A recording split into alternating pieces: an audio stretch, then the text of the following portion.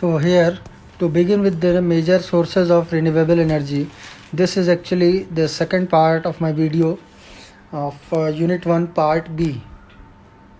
Here I have mentioned the few important sources of energy like solar energy, you could say here solar energy, tidal energy, geothermal energy, hydroelectricity energy, wind energy and biomass energy. All are these are the energy resources we would be studying in different units of this non-conventional energy resources. Now in this unit we will be studying all that about majorly about solar energy. Okay, let's to begin with the solar energy. I would like to say that solar energy is the root of all kind of energy. Before discussing this, let's discuss today first of all the energy scenario of India in today's period of time. So this is the energy scenario for scenario of energy consumption in India. You can see here the sector wise total energy consumption in different fields. Like here we can see that here we have 49% of the energy is used, total consumption of in India, 49% of the energy is used by the industries like different factories, or you can say different automobile industries or whatever the industries or factories are running. जो भी उद्योग धंधे चल रहे हैं उसके लिए, उन उद्योग धंधों को चलाने के लिए हमें इलेक्ट्रिसिटी की ज़रूरत पड़ती है. Next is you can see here transportation. Here electricity is also required for transportation purpose or transportation industries. You can say like railways, metro, and you can say the local trains which are running in different states or different cities, metropolitan cities. So for that purpose also we require electricity. Next is here the yellow part, which includes your residential consumption. Residential consumption is what we use as domestic purpose, or you can say domestic electricity, like जो electricity हमारे घरों में आती है, that is known as residential use. So you can see here the residential consumption is 10%. Next comes others. Others means there are several marketplaces, or you can say municipal areas where the electricity is also consumed, or there are certain unclassified fields where electricity is consumed. सो उन सारे sectors को जो इन दिए हुए sectors में नहीं आते हैं उन्हें अदर्स में रखा गया है. Next is agriculture. एग्रीकल्चर में भी इलेक्ट्रिसिटी का पर्याप्त इस्तेमाल होता है, मगर वो टोटल कंजम्पशन का सिर्फ 5% ही आज के समय में एग्रीकल्चर के क्षेत्र में इस्तेमाल हो रहा है. अगर हमारे पास टोटल अवेलेबल एनर्जी किसी तरीके से बढ़ जाए, जैसे कि जो हमारी 100% अवेलेबल एनर्जी है, अगर उसकी क्वांटिटी बढ़ जाए किसी भी तरीके से, तो अदर सेक्टर्स के पास भी ज़्यादा अवेलेबल एनर्जी होगी. ज़्यादा अवेलेबल एनर्जी होने की वजह से क्या होगा, अभी जो एग्रीकल्चर सेक्टर पे मान लो हम 5% एनर्जी दे पा रहे हैं, तो हम एग्रीकल्चर सेक्टर पे अपनी एनर्जी बढ़ा देंगे. तो क्या होगा, ज़्यादा से ज़्यादा किसानों को ज़्यादा से ज़्यादा समय के लिए बिजली मिलेगी, जिससे वो अपने कोई मशीनरी चला सकते हैं, इरिगेशन के पर्पज़ के लिए कोई चीज़ चला सकते हैं. इस तरीके का काम वो इस इलेक्ट्रिसिटी से जो अवेलेबल होगी या 5% इलेक्ट्रिसिटी का यूज़ हम बढ़ा सकते हैं. सो करेंटली हमारा नया आता है, नया चीज़ क्या है इसमें, current scenario of energy generation from various sources. मतलब कि अभी हम कितने एनर्जी किस सोर्स से जनरेट कर रहे हैं. तो यहाँ हम देख सकते हैं कि जो मेजर पार्ट है वो फॉसिल फ्यूल से है. जैसे 63.6% जो एनर्जी है वो हम फॉसिल फ्यूल से जनरेट कर रहे हैं. इसका मतलब क्या होता है, फॉसिल फ्यूल से जनरेट करने का मतलब क्या होता है कि इसमें क्या क्या है हमारा, इसमें हमारा for example you can say इसमें हमारा कोल है, ठीक है, इसमें हमारा गैस है, इसमें हमारा पेट्रोल है, इस तरीके की चीज़ें. मतलब जितनी भी चीज़ें हैं वो सारी क्या है, ये हमारी फॉसिल फ्यूल्स में इंक्लूडेड है, ठीक है. नेक्स्ट हमारा क्या है, इसमें हम देख सकते हैं कि कौन कौन से सेक्टर्स हैं, और है हमारा इसमें आपका अदर रिन्यूएबल एनर्जी रिसोर्सेज जो कि 4.1% केवल यूज़ हो रहा है.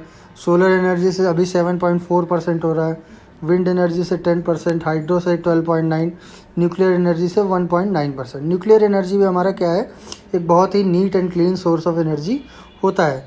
तो ये क्या है, ये हमारा टोटल अभी तक का एनर्जी सिनेरियो है जो कि हम यूज़ कर रहे हैं अभी करंट सिचुएशन में। अब हम आगे बात करते हैं सोलर एनर्जी की, सोलर एनर्जी को किन किन माध्यम से यूज़ किया जा सकता है। ये हमारे क्या हैं, ये major uses of solar energy है, जैसे day lighting, passive solar heating, concentrating solar heating, photovoltaic heat cells. ये 4 तरीके से हम सन के द्वारा जो एनर्जी है वो जो लिबरेट हो रही है उसको हम यूज़ कर सकते हैं। होता क्या है एक्चुअली, जब हम सन के द्वारा जो एनर्जी लिबरेट हो रही है उसको यूटिलाइज़ कर रहे हैं तो उस दौरान सन से 2 टाइप की एनर्जी मिलती है हमें, एक लाइट एनर्जी मिलती है और एक हीट एनर्जी मिलती है। तो सबसे पहले हम देखेंगे कि लाइट एनर्जी को कैसे यूज़ कर सकते हैं और हीट एनर्जी को। जो ये डे लाइटिंग का पर्पज़ है हमारा, जो ये डे लाइटिंग है, इस डे लाइटिंग में हम क्या देख सकते हैं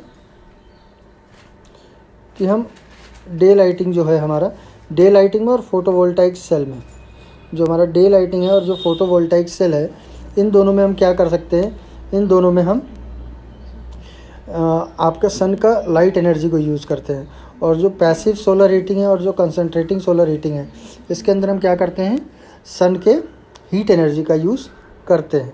तो सबसे पहली बात हम देखेंगे कि हम पैसिव सोलर हीटिंग क्या चीज़ है। पैसिव सोलर हीटिंग यहाँ पे देख सकते हैं कि पैसिव सोलर हीटिंग क्या होता है।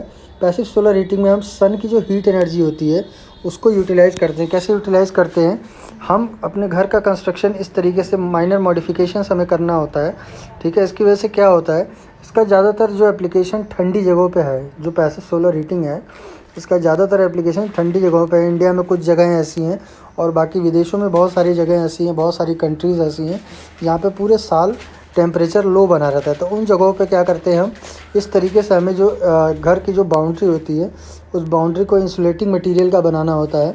और इस तरीके से उसके अंदर हमें ये जो फ्लोर है, फ्लोर को गर्म रखने के लिए, हमारी जो फर्श है उसको गर्म रखने के लिए हम क्या करते हैं, आप देख सकते हैं यहाँ पे एक लिक्विड का कंटेनर रखा है, इसमें वाटर फील्ड होता है। ये वाटर का कंटेनर कहाँ से डायरेक्टली कनेक्टेड है, ये कनेक्टेड है हमारा सोलर हीटर से। सोलर हीटर क्या है, ये हमारा देख सकते हैं सोलर हीटर हमारी छत पे लगा हुआ है और इस छत से हमारा पानी आ रहा है अपना, आपका इधर से यहाँ से होते हुए वाटर जो है यहाँ पे आ रहा है आपका। और यहाँ पे आने के बाद पानी कहाँ जा रहा है हमारा, यहाँ पे आने के बाद पूरा वाटर जो है ये हमारा इन पाइप्स में, जो पाइप्स बिछी हुई हैं ज़मीन पे, इनमें सर्कुलेट हो रहा है, ठीक है। आफ्टर दैट क्या हो रहा है, ये जो इंसुलेटर है, जो इंसुलेटर लगा हुआ है इसकी दीवारों में, ये इंसुलेटर क्या कर रहा है, इस हीट को मेंटेन रख रहा है। तो ये इससे क्या होगा, हमारे घर का टेम्परेचर जो है दिन के समय में बना रहेगा। नाउ नेक्स्ट हमारा क्या आता है, passive solar heating. Passive solar heating क्या होता है, पैसिव सोलर हीटिंग हमारा होता है बेसिकली, आप कह सकते हैं, पैसिव सोलर हीटिंग हो रहा है डे लाइटिंग। डे लाइटिंग क्या होता है, डे लाइटिंग बेसिकली इस तरीके की एक चीज़ होती है, यहाँ पे समझिए इसको। डे लाइटिंग क्या होता है, हम देख सकते हैं कि दिन में जो सूरज का प्रकाश होता है, दिन में जो उजाला होता है, उस उजाले को क्या कर रहे हैं हम, उस उजाले से दिन में जो लाइटें जलती हैं घरों में उसको यूज़ करना कम कर सकते हैं। कैसे कम कर सकते हैं, यहाँ पे आप देखिए, यहाँ पे जो छत हैं, छतों में आप देख रहे हैं इस तरीके से ट्रांसपेरेंट मटेरियल लगाया गया है जगह जगह छोड़ के। तो इन ट्रांसपेरेंट मटेरियल से क्या फ़ायदा हो रहा है, इन ट्रांसपेरेंट मटेरियल से ये फ़ायदा हो रहा है कि जो हमारी सनलाइट है वो सनलाइट पूरा हमारे जगह जगह पे ये पहुंच पा रही है और दिन में ऐसे घरों में हमें लाइट जलाने की ज़रूरत नहीं पड़ेगी। तो यहाँ से हम काफ़ी लाइटिंग बचा सकते थे। ये हमारा क्या हो गया, ये हो गया हमारा डे लाइटिंग। क्या हो गया, ये यहाँ पे हम देख रहे हैं ये जो छाया पड़ रही है ये सारी क्या है, ये डे लाइटिंग है, जो हम सन की डे लाइट को यूटिलाइज़ कर रहे हैं। नेक्स्ट इसके बाद हमारा क्या आता है, इसके बाद हमारा आता है concentrating solar heat. Concentrating solar heat क्या होता है, बेसिकली कंसंट्रेटिंग सोलर हीट हमारा ये जो आपका सन से जो हीट निकल रही है उस हीट को, तो हम यहाँ पे देखेंगे कैसे हम इस हीट को फोकस कैसे करते हैं। तो फोकस करने के यहाँ पे 3 तरीके हैं, 3 अलग अलग टाइप के ये सोलर कलेक्टर्स हैं जो देख सकते हैं हम। पहला जो टाइप है ये डिस्क टाइप सोलर कलेक्टर है, जैसा कि आपका कनकेव लेंस होता है या कन्वेक्स लेंस, जो भी आप कह सकते हैं, मगर ये जो है ये आपका कनकेव लेंस है, ठीक है। इस कनकेव लेंस में क्या होता है कि जो ये वाली सरफेस है, ये वाली सरफेस ये तो पॉलिश्ड रहती है, इसे पॉलिश कर दिया जाता है, ठीक है। इसे पॉलिश कर दिया जाता है। और जो ये अंदर वाली सरफेस है, जो कि अंदर धसी हुई सरफेस आपको नज़र आ रही होगी, ये जो सरफेस है, इस सरफेस पे जब लाइट एनर्जी पड़ती है तो क्या होता है, ये इसे एक जगह यहाँ पे रिसीवर के पास में यहाँ पे फोकस कर देता है। तो सारी जैसे जो हीट इकट्ठा हो जाती है, जैसे कि बचपन में आपने कभी लेंस से खेला होगा कि लेंस से हम देखते हैं कि लेंस को यूज़ करते हैं, इस तरीके से लेंस होता है, सनलाइट पड़ती है यहाँ से, तो क्या होता है उस लेंस में जो सनलाइट पड़ती है तो वो सनलाइट एक जगह सारी की सारी इकट्ठी हो जाती है, सारी की सारी। तो यहाँ पे इस पर्टिकुलर पॉइंट पे क्या होता है, बहुत ज़्यादा हीट एनर्जी हो जाती है। उसी तरीके का फिनोमेना कुछ यहाँ पे भी इस्तेमाल किया जा रहा है। तो यहाँ पे हम देख रहे हैं अलग अलग टाइप के हैं, एक डिश टाइप का है आपका, और एक आपका एक ट्रफ टाइप का है मटेरियल, और एक आपका ये है टावर टाइप का मटेरियल है जो यहाँ पे इस्तेमाल हो रहा है करेंटली में। ठीक है, और ये सारे काम का क्या काम कर रहे हैं, सारे कर रहे हैं कि जो हीट एनर्जी इसके ऊपर जो सन की लाइट पड़ रही है उस सब लाइट को एक जगह फोकस कर दे रहे हैं। ठीक है, तो ये हमारा क्या हो गया, ये हो गया हमारा कि सोलर कलेक्टर वाली जो बात हो गई, ये हमारा सोलर कलेक्टर हो गया, ये सोलर कलेक्टर हो गया, ये भी सोलर कलेक्टर हो गया। ये क्या है, टावर टाइप है। इसमें क्या होता है, प्लेन मिरर्स को एक ऐसा टावर होता है, एक ऐसा टावर होता है, इसके किनारे हम क्या करते हैं, फॉर एग्जांपल एक इस तरीके का टावर है और इसके किनारे किनारे इस तरीके से पूरे सरफेस पे ऐसे प्लेन मिरर्स लगे रहते हैं। ये प्लेन मिरर्स क्या करते हैं, पूरे दिन में जब सूरज पूरे पृथ्वी का मान लीजिए यहाँ से निकलता है और यहाँ पे डूबते हुए यहाँ पे चला जाता है, सन का पाथ है ये, मान लीजिए आपका सन यहाँ से निकलता है और पूरा डूबते हुए आपका यहाँ पे चला जाता है, तो उस पूरे ड्यूरेशन में वो क्या करेगा, वो इस टावर के चारों ओर घूमेगा। इस टावर को ऐसे रखा जाता है कि सन जो है वो घूमते हुए इस टावर के चारों ओर घूमेगा और हर टाइम पे कहीं ना कहीं से इस पे एनर्जी आती रहेगी।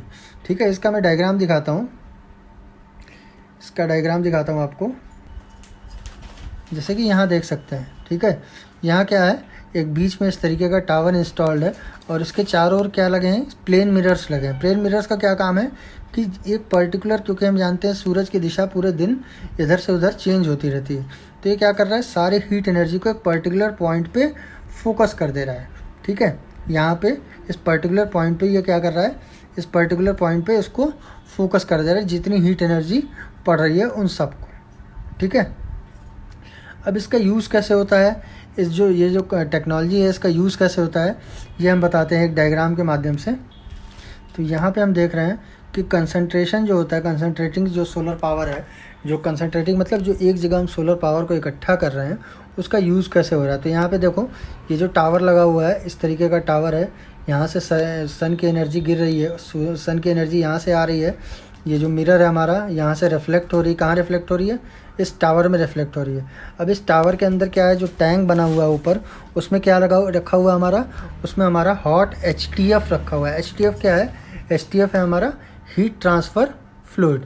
हीट ट्रांसफ़र फ्लूइड, ये फ्लूइड क्या काम कर रहा है, ये फ्लूइड क्या कर रहा है, बेसिकली हीट को ट्रांसफ़र कर रहा है। ठीक है, तो ये ऐसे जनरली ऐसे फ्लूइड्स को यूज़ किया जाता है जिनका स्पेसिफिक हीट ज़्यादा हो, यानी कि जो अंदर अपने अंदर ज़्यादा हीट स्टोर करके रख सकें। ऐसे मटेरियल्स को यहाँ पे इस रिजर्वायर में, इस हॉट HTF रिजर्वायर में यूज़ किया जा रहा है। अब क्या कर रहे हैं, जब ये हीट यहाँ पे आ रही है, फिर ये कहाँ पे जा रही है, हीट इस रिजर्वायर में जा रही है। इस रिजर्वायर से क्या कर रहे हैं, इस थर्मल एनर्जी से हम क्या कर रहे हैं, स्टीम जनरेट कर ले रहे हैं। वो स्टीम जनरेट जो हो रही है उससे हम क्या कर रहे हैं, एक आपका जनरेटर को कपल कर ले रहे हैं, वहाँ से इलेक्ट्रिसिटी प्रोड्यूस हो जा रही है। और यहाँ पे हम देख रहे हैं, यहाँ पे हम देख रहे हैं कि ये जो आपका हीट ट्रांसफ़र जो फ्लूइड है, ये एक पर्टिकुलर जगह जा रहा है और वहाँ पे अपनी हीट को रिलीज़ कर दे रहा है। फॉर एग्जांपल ये एक स्टीम जनरेटर है, यहाँ पे ये जा रहा है हीट को डिलीवर करके, और वापस ये दूसरी साइकिल में आप ये देखिए यहाँ से दोबारा निकल के इस वाले में आ गया, यहाँ पे इसने हीट डिलीवर कर दी। तो हीट डिलीवर करने के बाद ये हॉट से ये कोल्ड हो गया, पहले क्या था, हॉट था, अभी क्या हो गया, ये कोल्ड हो गया, और कोल्ड होने के बाद दोबारा आपका इसी टावर में ये चला गया। ठीक है, तो आप समझ रहे हैं कैसे क्या हुआ, यहाँ से हीट एनर्जी आ रही है, यहाँ से हीट एनर्जी आ रही है, हीट एनर्जी इसके अंदर चली जा रही है। ठीक, अब इसके अंदर से हॉट HTF रिजर्वायर से होते हुए हीट एनर्जी कहाँ चली जा रही है, आपका हीट एनर्जी चली जा रही है इस स्टीम जनरेटर में। ये स्टीम जनरेटर किससे कनेक्टेड है? ये एक टरबाइन से कनेक्टेड है, जिसके थ्रू क्या हो रहा है, एक जनरेटर चल रहा है। जनरेटर से क्या हो रहा है, इलेक्ट्रिसिटी यहाँ पे हम देख रहे हैं कि इलेक्ट्रिसिटी जनरेट हो जा रही है। ठीक है, उसके बाद ये जो हॉट फ्लूइड है ये यहाँ पे आपका डिलीवर करने के बाद क्या हो रहा है, ये हॉट फ्लूइड वापस कोल्ड रिजर्वायर में आ जा रहा है और वापस ये साइकिल यहाँ पे आके इस टावर में कंप्लीट हो जा रही है। ठीक है, इसके बाद नेक्स्ट आपका आता है, नेक्स्ट टॉपिक जो भी है आपका फोटोवोल्टाइक सेल की तरफ हम चलते हैं। तो फोटोवोल्टाइक सेल बेसिकली होता क्या है, पहले आप सब जान लीजिए।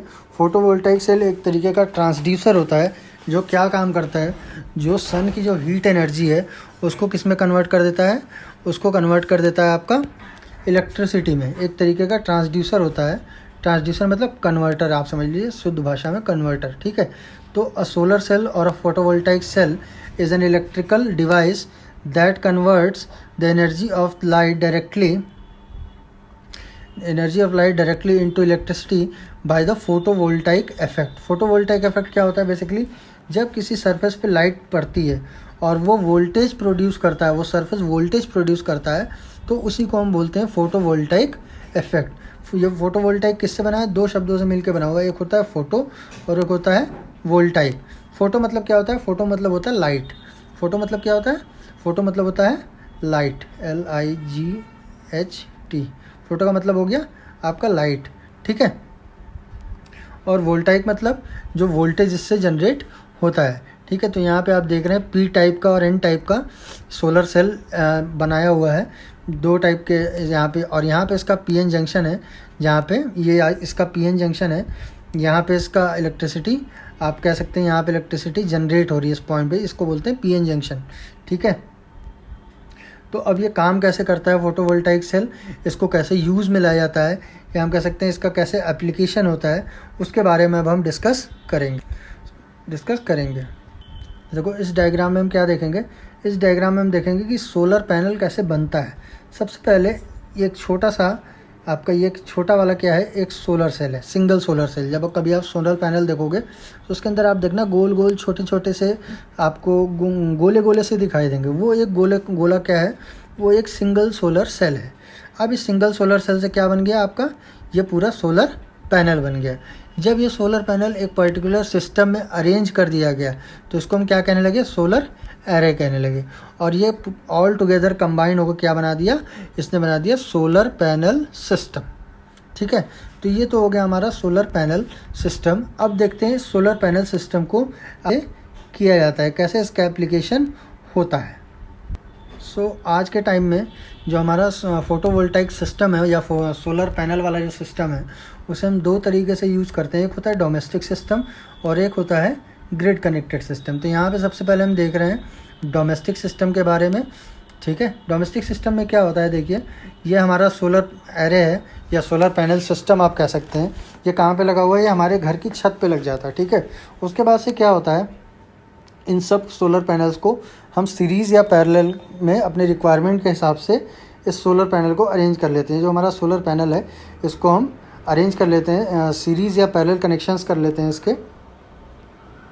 उसके बाद में क्या होता है, उसके बाद में यहाँ से जो लाइट जनरेट हो रही है, जो फोटोवोल्टाइक यहाँ पे इफेक्ट हो रहा है, इसके बाद क्या हो रहा है, ये इलेक्ट्रिसिटी जा रही है। इलेक्ट्रिसिटी क्या कर रही है, इलेक्ट्रिसिटी जा रही है आपकी यहाँ चार्ज कंट्रोलर में, या आप कह सकते हैं ये यहाँ पे चार्ज कंट्रोलर में जो चार्ज को इकट्ठा करता है, और उसके बाद ये चार्ज कंट्रोलर क्या करता है, इस इलेक्ट्रिसिटी को बैटरी में भेज देता है। अब इस बैटरी से हमारा क्या होता है, आप चाहे तो डायरेक्टली यहाँ से DC सप्लाई भी ले सकते हैं। यहाँ से डायरेक्टली क्या चाहें तो DC सप्लाई ले सकते हैं, बिना बैटरी को चार्ज किए हुए डायरेक्टली DC सप्लाई ले सकते हैं। मगर ये सिस्टम ज़्यादा यूज़ नहीं होता है। क्यों ज़्यादा यूज़ नहीं होता है, क्योंकि हमारा ज़्यादातर जो घरेलू जो सामान है, वो घरेलू सामान ज़्यादातर AC लोड पे काम करते हैं, तो इस वजह से ये सिस्टम ज़्यादा यूज़ नहीं होता है। तो हम क्या करना पड़ता है, हमें इसको चलाने के लिए यहाँ पे एक इन्वर्टर लगाना पड़ता है। इस तरीके से एक इन्वर्टर लगाना पड़ता है, जो इन्वर्टर आपके घरों में भी लगा होगा। ठीक है, तो ये इन्वर्टर हमारे ये सोलर सेल की कैपेसिटी या बैटरी की कैपेसिटी के हिसाब से लगाया जाता है। ठीक है, अब ये इन्वर्टर क्या करता है, ये इन्वर्टर आपका ये जो DC सप्लाई यहाँ से आ रही है, जो डीसी सप्लाई यहाँ से आ रही है बैटरी से, इसको किस में कन्वर्ट कर देता है, इसको कन्वर्ट कर देता है ईसी में, एसी में सॉरी। डीसी को किस में कन्वर्ट कर देता है, डीसी को कन्वर्ट कर देगा एसी में। अब क्या होगा, जब हमारी एसी आ गई तो उस एसी से, एसी मतलब होता है अल्टरनेटिंग करंट, डीसी मतलब होता है डायरेक्ट करंट। तो जब हमारी एसी आ गई, उस एसी से हम डायरेक्टली कोई भी अपने घरेलू सामान, जैसे यहाँ पे डायग्राम में एक स्टीरियो सिस्टम चला के दिखा रहा है, तो उस तरीके से हम अपना कोई भी घरेलू सामान यहाँ पे इस्तेमाल कर सकते हैं। तो ये तो हमारा हो गया डोमेस्टिक सिस्टम। अब क्या है, अब हमारा आता है grid connected system. Grid connected system में क्या होता है, यहाँ पे हम देखते हैं ग्रिड कनेक्टेड सिस्टम। अभी देखो यहाँ पे क्या है, ग्रिड कनेक्टेड सोलर सिस्टम है। ग्रिड कनेक्टेड सोलर सिस्टम में क्या हो रहा है बेसिकली, यहाँ देखो हमारा सोलर पैनल लगा हुआ है। सोलर पैनल से डायरेक्टली क्या हो रहा है, सोलर पैनल से डायरेक्टली कहाँ जा रहा है, हमारा इन्वर्टर में जा रहा है। अब क्या इन्वर्टर क्या कर रहा है, इन्वर्टर इसको डायरेक्टली एसी में चेंज कर दे रहा है। इन्वर्टर यहाँ पे आप देख सकते हो कहीं भी बैटरी नहीं लगी होगी, ठीक है। जो पुराना सिस्टम हमने देखा, जो पुराना वाला सिस्टम था, उसमें हमने देखा कि यहाँ पे जगह जगह में बैटरी लगी हुई है, ठीक है। मगर यहाँ में कहीं भी बैटरी, इस वाले आपके सिस्टम में कहीं पे भी बैटरी नहीं लगी हुई है। हमारा ये वाला सिस्टम है, इसमें आप देखिए कहीं भी बैटरी नहीं लगी हुई है।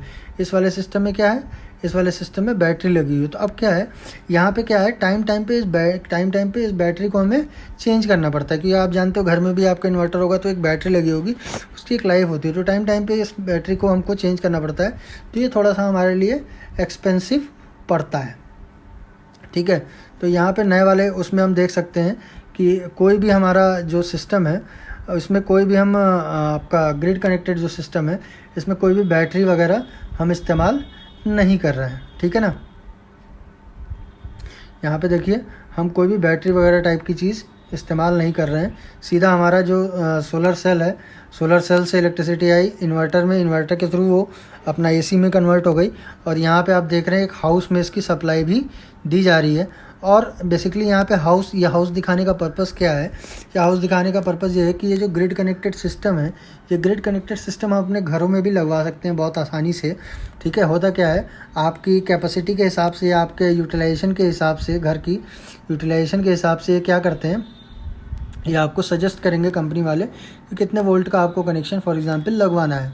अब ये क्या करेंगे, जितना भी आपका इलेक्ट्रिसिटी जनरेट हो रहा है वो तो आप यहाँ से यूज़ कर लोगे, ठीक है। आप देख सकते हैं यहाँ पे आपका मीटर लगा हुआ है, तो ये मीटर से जितना आपका जनरेट हो रहा है आप उतने तो आपने यूज़ कर लिया।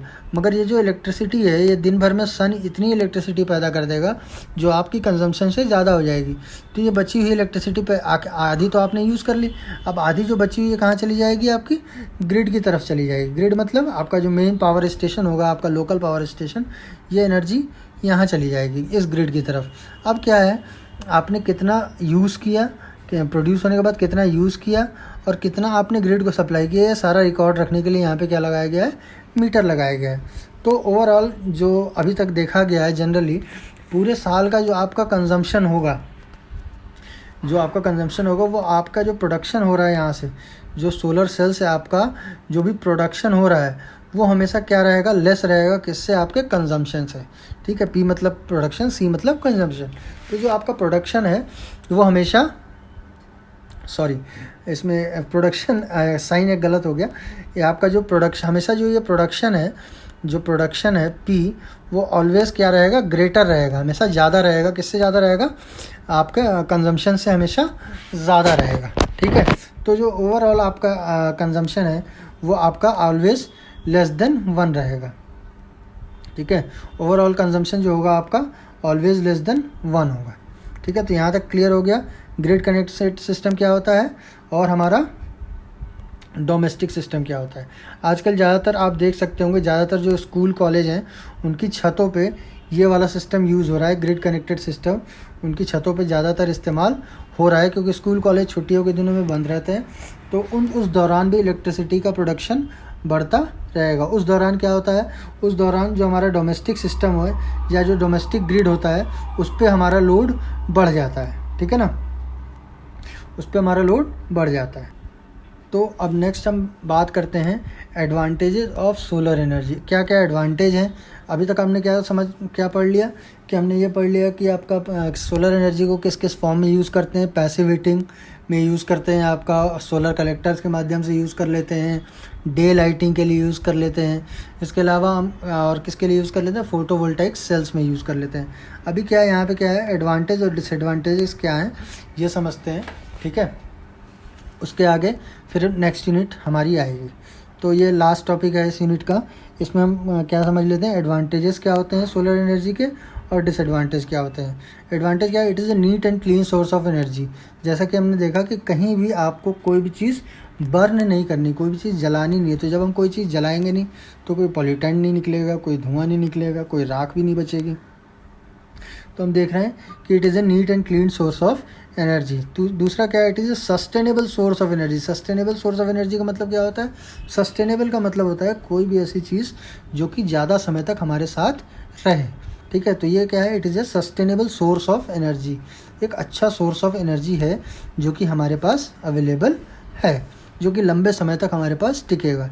तीसरा हम देख रहे हैं, energy from sun is available to us free of cost. सही बात है, सूरज जो है वो उसका कोई चार्जेस नहीं लगते हैं, वो फ्री ऑफ कॉस्ट हर जगह लगभग बराबर मात्रा में अपना हीट एनर्जी प्रोड्यूस या लाइट एनर्जी प्रोड्यूस करता है।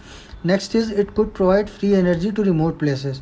सही, जो रिमोट प्लेसेस हैं, जैसे मान लीजिए कोई पहाड़ी क्षेत्र है, तो वहाँ पे अगर आपको एनर्जी प्रोड्यूस करनी है तो आपको क्या करना होगा, पूरा सिस्टम वहाँ तक तार पहुँचाने होंगे, या वहाँ पे आप कोई डीजल पावर प्लांट लगा रहे हैं तो वहाँ पे आपको कोई डीजल प्लांट रखना पड़ेगा। कोई भी पावर प्लांट लगा रहे हैं तो उस ऊंचाई तक आपको पहुँचाना पड़ेगा। मगर सन क्या है, सन आसानी से उन जगहों पर भी निकलता है, ठीक है।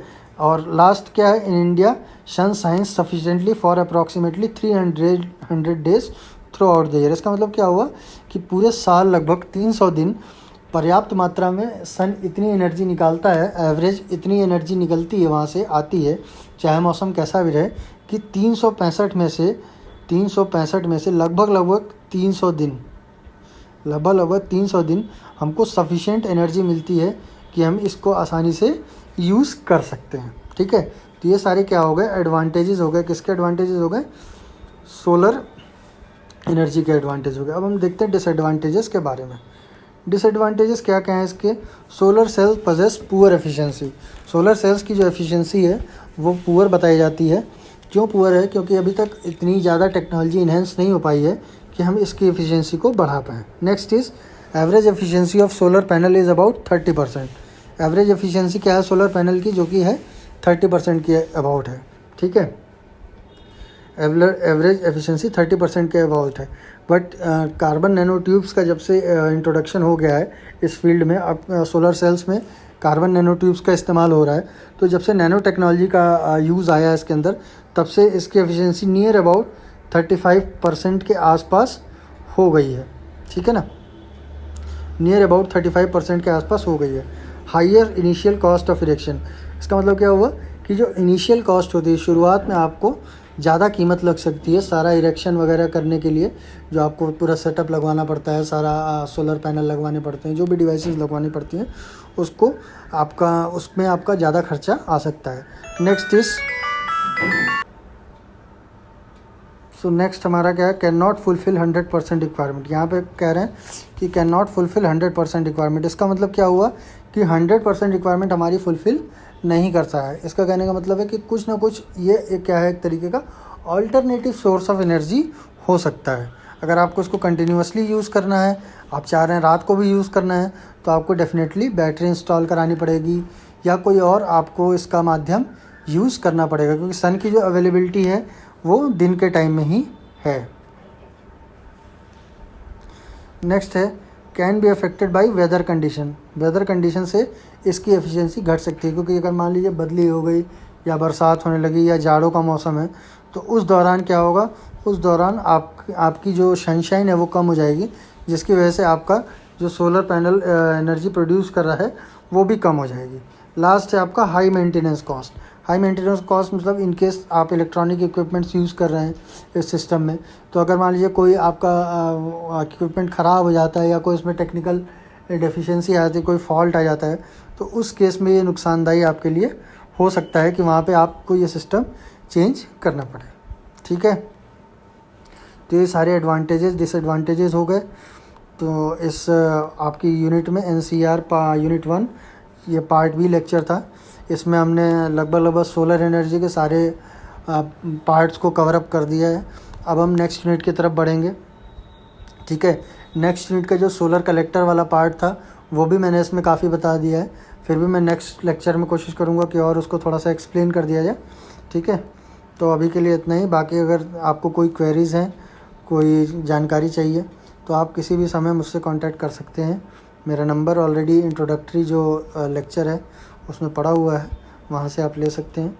किसी को अगर कोई जानकारी चाहिए तो कांटेक्ट कर सकते हैं। Thank you. So students, we have completed both part A and B of unit 1 of non-conventional energy resources. You are requested to please like, share and subscribe my channel Class in Hands. You can also ask your queries in the comment section. Thank you. Thank you for watching. Also share with your friends.